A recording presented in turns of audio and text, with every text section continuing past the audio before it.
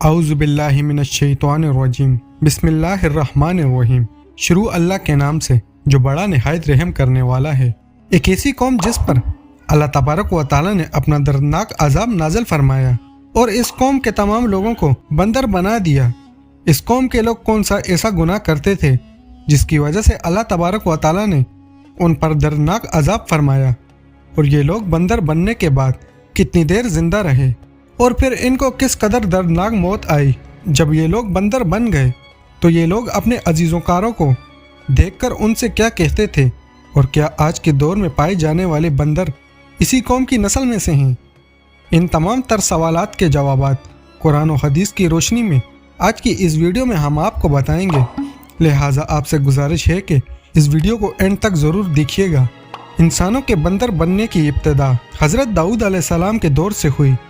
اس واقعے کا پس منظر کچھ یوں ہے۔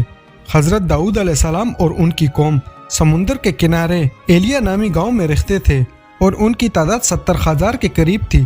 یہ قوم بڑی خوشحال تھی اور اللہ تعالیٰ کی فرمانبردار قوم تھی۔ اس قوم کو اللہ تبارک نے بے شمار نعمتوں سے نوازا تھا۔ ہر طرف سرسبز و شاداب باغات اور ہر طرف ہریالی ہی ہریالی تھی، اور اللہ تعالیٰ کی بے پناہ کرم نوازی تھی۔ یہ لوگ اپنی اس زندگی میں بہت ہی خوش تھے۔ حضرت داؤد علیہ السلام کی قوم چونکہ سمندر کے کنارے رہتی تھی تو اللہ تعالیٰ کا ان پر یہ خاص کرم تھا کہ سمندر کے کنارے بے پناہ مچھلیاں آتی تھی جن کا یہ لوگ کاروبار کرتے تھے اور بہت ہی خوشحالی والی زندگی گزارتے تھے۔ جب یہ قوم اللہ تبارک و تعالیٰ کی نعمتوں کی وجہ سے خوشحال ہو گئی تو اللہ تعالیٰ کی نافرمانی پر اتر آئی اور طرح طرح کی گناہوں کے اندر مبتلا ہو گئے۔ اور پھر ایک دن اللہ تبارک و تعالیٰ نے اس قوم کا امتحان لینے کا ارادہ کیا، اور حضرت داؤد علیہ السلام کو وہی بھیجی کہ اپنی قوم سے کہہ دیں کہ وہ ہفتے والے دن مچھلی کا شکار کرنا بند کر دیں۔ اس طرح اللہ تعالیٰ نے حضرت داؤد علیہ السلام کی قوم پر ہفتے والے دن مچھلی کا شکار حرام فرما دیا، اور پھر یہاں سے اس قوم کی بربادی شروع ہو گئی۔ حضرت داؤد علیہ السلام نے اپنی قوم کو بتایا کہ اللہ تعالیٰ نے ہفتے والے دن مچھلی کے شکار کو حرام قرار دیا ہے، تو وہ لوگ بہت زیادہ پریشان ہو گئے اور ساری قوم سر جوڑ کر بیٹھ گئی، کیونکہ ہفتے کا دن وہی دن تھا جس میں مچھلیاں وافر مقدار میں آتی تھی اور خود بخود کنارے پر آ جاتی تھی، اور باقی دن ایسے تھے کہ بہت کم اور نہ ہونے کے برابر مچھلیاں پکڑی جاتی تھی۔ اس قوم کا گزر بسر چونکہ مچھلیوں کی شکار پر ہی تھا، اس وجہ سے اللہ تعالیٰ کا یہ حکم سن کر یہ قوم پریشان ہو گئی۔ یہ نہیں جانتے تھے کہ اللہ تعالیٰ کی طرف سے یہ ان پر ایک آزمائش ہے۔ پھر ایک دن شیطان نے ان کو وسوسہ ڈالا کہ سمندر سے نالیاں نکال کر خشکی میں بڑے بڑے غوص بنا لیں۔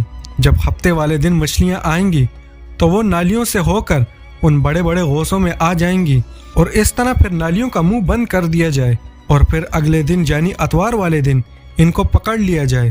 شیطان نے اس قوم کے لوگوں کو ورگلایا کہ اس طرح ہم ہفتے والے دن شکار سے بھی بچ جائیں گے اور مچھلیاں بھی ہاتھ آ جائیں گی۔ بہت سے لوگوں کو یہ ہلا بازی اچھی لگی اور انہوں نے ایسا کرنا شروع کر دیا، اور سمندر سے چھوٹی چھوٹی نالیاں نکال کر بڑے بڑے غوصوں میں ڈال دی، جس کی وجہ سے وافر مقدار میں مچھلیاں ان غوصوں میں داخل ہو جاتی۔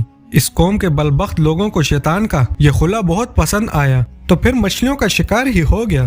اس لیے یہ شکار بھی ہفتے والے دن ہی قرار پایا جو اللہ تبارک و تعالیٰ نے حرام قرار دیا تھا۔ اس موقع پر یہودیوں کے 3 گروہ ہو گئے۔ کچھ لوگ ایسے تھے جو شکار کے اس شیطانی حلے سے منع کرتے تھے اور ناراض و بیزار ہو کر شکار سے باز رہے، اور کچھ لوگ اس کام کو دل سے برا جان کر خاموش رہے، لیکن انہوں نے شکار نہ کیا اور دوسروں کو منع بھی نہ کرتے تھے، بلکہ یہ لوگ منع کرنے والوں سے یہ کہتے تھے کہ تم لوگ ایسی قوم کو نصیحت کرتے ہو جنہیں اللہ تبارک و تعالیٰ عنقریب ہلاک کرنے والا ہے اور ان پر اپنا دردناک عذاب نازل فرمانے والا ہے۔ اور اس قوم کے کچھ لوگ ایسے تھے جو سرکش اور نافرمان لوگ تھے، جنہوں نے اللہ تبارک و تعالیٰ کے حکم کی اعلانی مخالفت کی اور شیطان کے خلے بازی کو مان کر ہفتے والے دن شکار کرنے لگے۔ یہ لوگ اللہ تبارک و تعالیٰ کے حکم کی کھلی مخالفت کرتے تھے اور ہفتے والے دن مچھلیاں کا شکار کر کے ان کو کھایا کرتے تھے اور بیچا کرتے تھے۔ پیارے دوستو، حضرت داؤد علیہ السلام کی قوم کے 1200 ایسے نافرمان افراد تھے جو منع کرنے کے باوجود بھی ہفتے کو ان نالیوں کے ذریعے شکار کرتے رہے۔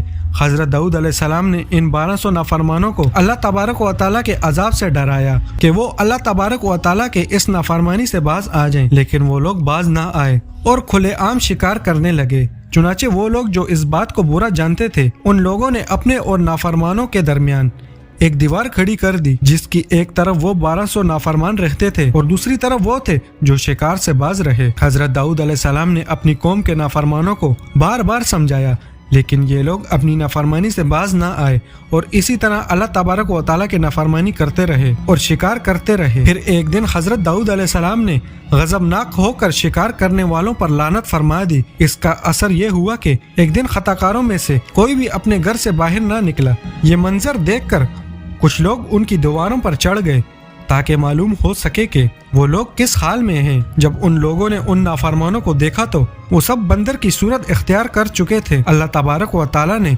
उनकी नाफरमानी की वजह से उन पर अपना दर्दनाक अजाब नाज़िल फरमाया और इनको इंसानों से बंदर बना दिया। और जब लोग उन मुजरिमों का दरवाजा खोलकर उनके घर में दाखिल हुए तो वो बंदर अपने रिश्तेदारों को पहचानते थे और उनके पास आकर उनके कपड़ों को सूंघते थे और ज़ारों कितारों से रोते थे, लेकिन वो कुछ बोल ना सकते थे।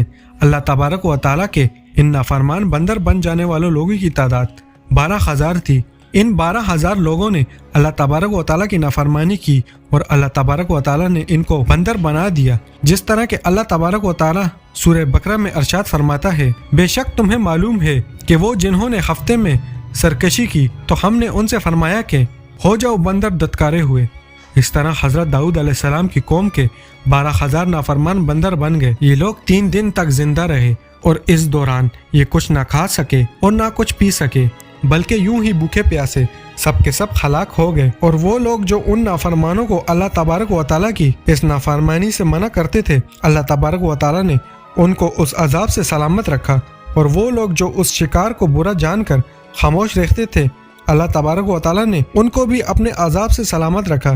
प्यारे दोस्तों, अब बात करते हैं कि आज के दौर के बंदरों में से क्या कोई बंदर उन नस्ल में से है या आज के दौर में पाए जाने वाले बंदर उन्हीं बंदरों की नस्ल में से हैं। इसके मुतालिक रिवायत में आता है कि हज़रत अब्दुल्ला बिन मसूद रज़ियल्लाहु ताला अन्हा से रिवायत है कि हुज़ूर पाक सल्लल्लाहु अलैहि वसल्लम से किसी ने सवाल किया कि आज के बंदर क्या हज़रत दाऊद अलैहिस्सलाम की कौम से हैं? तो हुज़ूर नबी करीम सल्लल्लाहु अलैहि वसल्लम ने फरमाया कि अल्लाह तबारक व तआला जिस कौम पर अजाब भेजता है या उनकी शक्लों को मुसीह करता है तो ये अजाब उन्हीं पर होता है जिन पर वो अजाब नाजिल होता है, और इसके बाद अल्लाह तबारक व तआला उन लोगों को हलाक कर देता है और उनकी आगे नस्ल नहीं बढ़ती। इसलिए ये बात गलत है कि कुछ लोग ये सोचते हैं कि आज के बंदरों में भी हज़रत दाऊद अलैहिस्सलाम की कौम के बंदर बनने वालों की नस्ल मौजूद है। ऐसा कुछ भी नहीं है। वो लोग सिर्फ और सिर्फ 3 दिन जिंदा रहे और इसके बाद सब के सब हलाक हो गए और अल्लाह तबारक व तआला ने उस कौम की नाफरमानी को सफाहस्ती से मिटा दिया।